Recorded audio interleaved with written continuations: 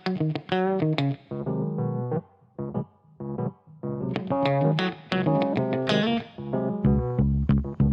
Friends, welcome back to Gul ki उड़ान। जैसा कि आपको पता है कि हमारे सीटेट एग्ज़ाम में सिर्फ़ और सिर्फ 1 महीने ही बच चुके हैं और इस 1 महीने की टाइम को हमें बहुत ही अच्छे से यूटिलाइज़ करना है कि किस तरीके से हम अपनी प्रिपरेशन करें, किस तरीके से तैयारी रखें ताकि फर्स्ट अटेम्प्ट में ही हमारा सीटेट क्लियर हो जाए।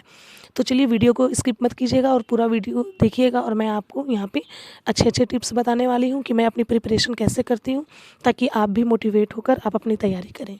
अगर आप मैथ्स और साइंस से हैं तो पहले मैं तो आपको कहूँगी कि आप रोज़ 1 से 2 घंटा आप साइंस की एनसीईआरटी बुक पढ़ें 6 टू क्लास 8, जैसा कि मैं पढ़ रही हूँ। मैंने क्लास 6 का बुक जो है ख़त्म कर दिया है। मैंने टारगेट बनाया है कि 10 दिन में क्लास 7 की बुक पढ़ूँगी, 10 दिन क्लास 8 की, फिर मैं क्लास 9th और 10th की भी थोड़ा-सा बुक देखूँगी। देन फिर आप अपना टाइम मैनेजमेंट ऐसा बनाइए कि 4 से 5 घंटे में आप अपनी अगर आप वर्किंग लेडी है या कोई काम कर रहे हैं तो ऐसा कीजिए कि 4 से 5 घंटा तो मिनिमम आपको निकालना ही निकालना पड़ेगा, क्योंकि अब बस 1 महीना ही टाइम रह चुका है। अगर आप अभी भी 4 से 5 घंटा टाइम नहीं निकाल पाएँगे तो अब आपकी प्रिपरेशन नहीं हो पाएगी। तो प्लीज़ आप टाइम निकालिए और वीडियो लेक्चर जो भी अवेलेबल हो, यूट्यूब पे बहुत सारे वीडियोज़ फ्री में हैं। अगर आप प्रिपरेशन कर रहे हैं तो आप हिमांशी मैम का सीडीपी देख लीजिए, सचिन सर है उनका सीडीपी देख लीजिए। जिस जिस टीचर का आपको अच्छा लगता है आप उस टीचर को फॉलो कीजिए। ऐसा नहीं कि मैंने हिमांशी मैम कहा तो आप हिमांशी मैम को फॉलो करें, किसी और का वीडियो देखा, किसी ने सचिन सर का कहा तो सचिन सर को फॉलो कीजिए। आपका जिस टीचर का वीडियो समझ में आता है आप उसके लेक्चर को फॉलो करिए और उसको रिवीजन करिए। और यही नहीं, रिवीजन करने के बाद मैं आपसे बार बार रिक्वेस्ट करूँगी कि मॉक ज़रूर लगाएं। और मॉक लगाएं, अगर आपके पास प्रीवियस ईयर बुक है तो प्रीवियस ईयर बुक से ही क्वेश्चन को अटेम्प्ट करें, अगर नहीं है तो आप मॉक ज़रूर लगाएं। क्योंकि देखिए, जब आप मॉक लगाएंगे तो आपको ये पता चलेगा कि आपने तैयारी कितनी की है, कितनी नहीं की है। और जब आपकी प्रिपरेशन पता चलेगा, आपका एरर पता चलेगा तो आप उस चीज़ में अच्छा कर सकते हैं। तो हमें इस तरह से टारगेट लेकर चलना है और सारी प्रिपरेशन करनी है। आप 1 घंटा हिंदी कंटेंट, हिंदी पेडागोजी को भी दीजिए। अगर आपका सब्जेक्ट में लैंग्वेज में इंग्लिश और हिंदी है तो इंग्लिश को भी आपको 1 घंटा देना होगा। हाँ, ये मैं आपको बताती चलूँ कि लैंग्वेज 1 में आप हिंदी लीजिएगा, लैंग्वेज 2 में आप इंग्लिश लीजिएगा। इसलिए कि लैंग्वेज 1 में हिंदी लेने से ये होगा कि उसमें प्रोज़ ना देकर अनसीन पैसेज रहेगा और अनसीन पैसेज का आप आंसर अच्छे से कर सकते हैं। प्रोज़ वाले में थोड़ा दिक्कत होता है आंसर करने में। तो इस तरह से आप अपनी तैयारी करें। और साइंस का तो मैंने आपको बता दिया। और हाँ, प्रीवियस ईयर क्वेश्चन जब आप देखेंगे तो आप ये देखेंगे कि किस टॉपिक से, जैसे मैंने देखा है कि बायो से क्वेश्चंस काफ़ी ज़्यादा पूछे जाते हैं, जैसे स्मॉल इंटेस्टाइन, लार्ज इंटेस्टाइन या आपके फ्लावर, रिप्रोडक्शन, यहाँ से क्वेश्चंस काफ़ी ज़्यादा पूछे जा रहे हैं। तो आप प्रीवियस ईयर का जब क्वेश्चन एनालिसिस कीजिएगा तो आपको समझ में आएगा कि कौन से टॉपिक को ज़्यादा कवर करना है। अब मैं आती हूँ मैथ के लिए।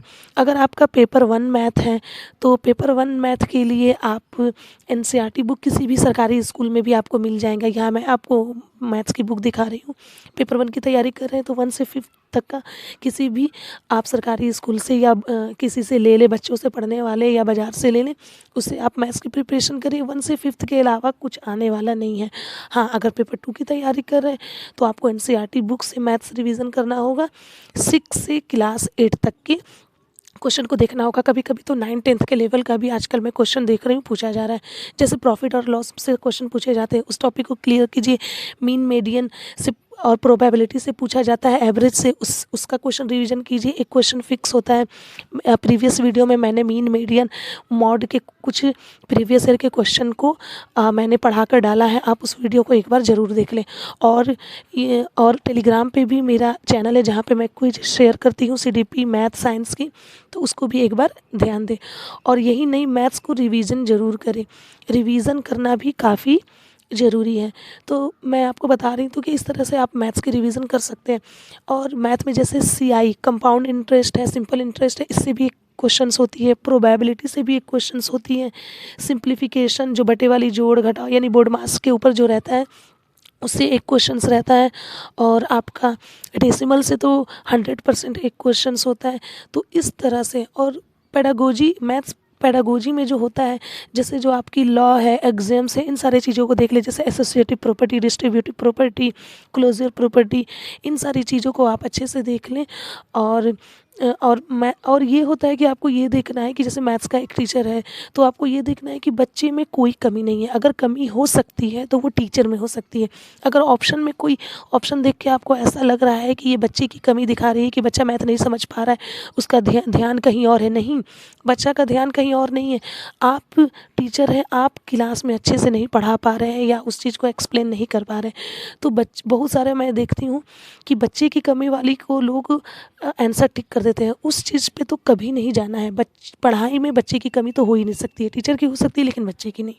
तो इस तरह से आप प्रिपरेशन कीजिए और कमेंट में मुझे भी मोटिवेट कीजिए, खुद भी मोटिवेट होइए और बताइए कि क्या कमी बेसी रह गई है, ताकि मैं भी मोटिवेट हो लूँ। और अगर आपको मैथ्स कंटेंट मेरे से पढ़ना है तो प्लीज़ आप मुझे रिप्लाई करें। मैं 2025-26 24-25 के PYQ मैं आपको ज़रूर कराऊँगी।